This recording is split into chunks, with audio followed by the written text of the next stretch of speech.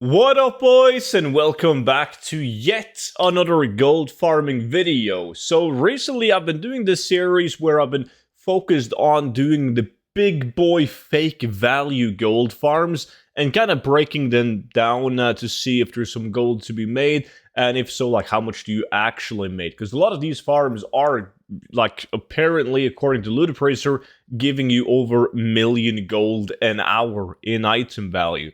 But how much is it realistically? Because what I want people to understand is, firstly, you're not going to make millions of gold an hour. But then secondly, even though the add-ons claim that you're making a million gold plus, even if you just make 10% of the market value that you pick up, you're still going to be making a lot of gold per hour, right?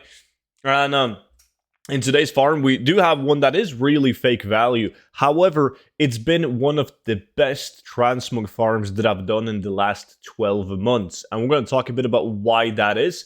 Firstly, I do want to say a big thank you to everyone that has picked up the 0 to 10 million gold guide. The support lately has been absolutely insane. You guys are loving the guide, and I'm loving to update the guide. So if you buy the guide now, or if you already bought the guide, just be aware that you will receive all of the Dragonflight updates for free, and the expansion after Dragonflight, because that's kind of like the idea behind this book. Is you buy it once, and instead of having like a subscription, it's just a one-time purchase, and I will update the book for free for all the future expansions yet to come, right? So if you haven't bought it yet, make sure you use the code Shadowlands in the discount field, and you will get it for 50% off. So that's going to be down here.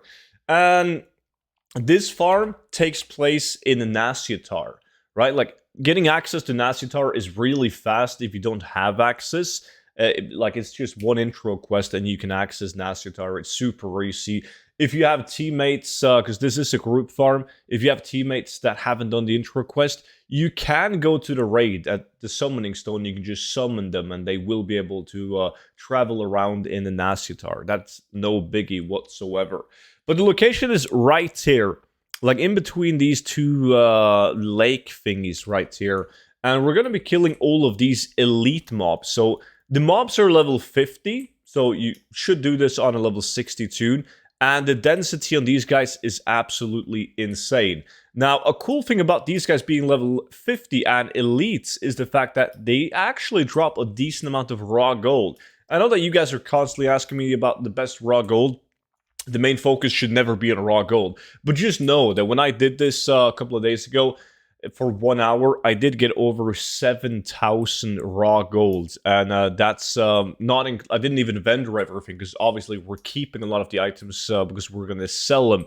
That's also not including opening up lockboxes, which you will get a shit ton of. So, like, if you want to do this as a raw gold farm, sure, you'll make 10k, but you can sell one item and make more than 10k by doing this farm. So how we do it, in the optimized way of doing it, is placing a statue, a monk statue, right here, and then you do it in a 2x4 setup. You pretty much just have people run and pull all of these mobs right here, and then we AoE them down at this statue, and it's just a constant kill and loot. Like, kill loot all the time.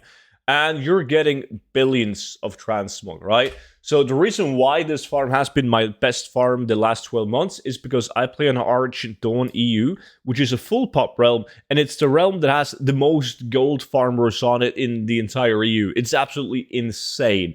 So everything that is well known as far as transmog farming goes has ridiculously low prices. So when I first started doing this farm, I had zero competition. And I mean really, like, zero.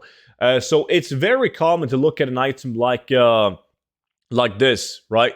The Slither Shell Cloak. There's one on the auction house. These gloves, there's zero. There's only mine, right? And it keeps on going like that. Like, these shoulders, there's only one pair up. This staff, where this one has none up on the auction house. The same for this one, this belt, the 0 up on the auction house. And that is, like right now, there's a couple of items that actually has auctions up. Like this chest has 9 of them and so on. But there's so many auctions that have very few competitors or no competition whatsoever. So that's why, like one of the reasons why this is such a good transmog farm, because competition is really tough on transmog.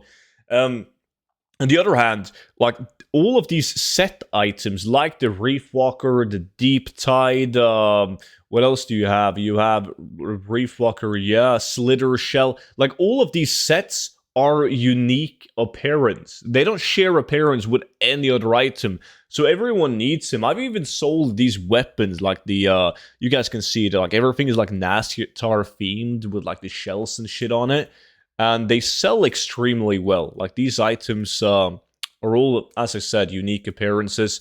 I've had no problem selling them. You guys, if you've been following my cleanout videos on the channel, you might have seen that I've sold a ton of Nasyatar Transmog because it's such a high populated realm and the competition on them is very slim. So in 1 hour though, like when we all did 1 hour of this farm, you guys can see on the loot appraiser right here. Obviously, don't look at the Skull Flame Shield and the Elemental Mage Staff and the Pattern Mooncloth Shoulders, because those were people doing different farms. They didn't do this farm. But like, you on this list, you can see that our gold ranges from 726,000 gold in 1 hour and down to me at the bottom, never lucky, at 444,000 gold. So yeah, you do make a lot of raw gold. You do get a ton of lock boxes. Cloth alone is going to bring you like roughly 2,000 gold an hour on the Gilded Seaweave.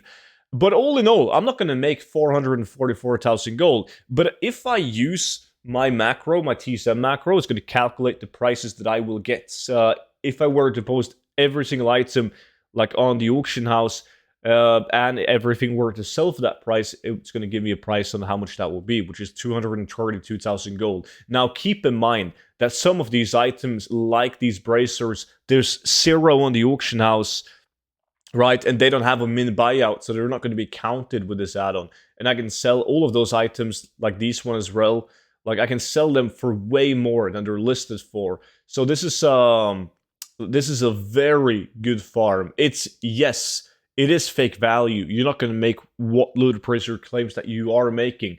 But it's probably the transmog farm that's closest to the market value on the fake value farms that we've done so far. That's just how good this farm is. It is extremely good. And everyone that I know that has joined me on this farm, they always want to go back and do it again because you're actually seeing a lot of good sales. So every time I mention this farm on my live stream, people are just like, yeah, let's do it. I've sold my mogs. Let's go. Because there's very few people forming groups for this one. And a tip for that, if you want to do this farm but you struggle to get people, because it is way better in a 2x4 setup, is to join my Discord. It has almost 14,000 gold farmers on the Discord. The link is down below. And if you want to see more content like this, then don't hesitate. Subscribe to the YouTube channel right now, and you will be notified whenever I upload another video like this one. I even got some interesting solo ways of getting these items efficiently.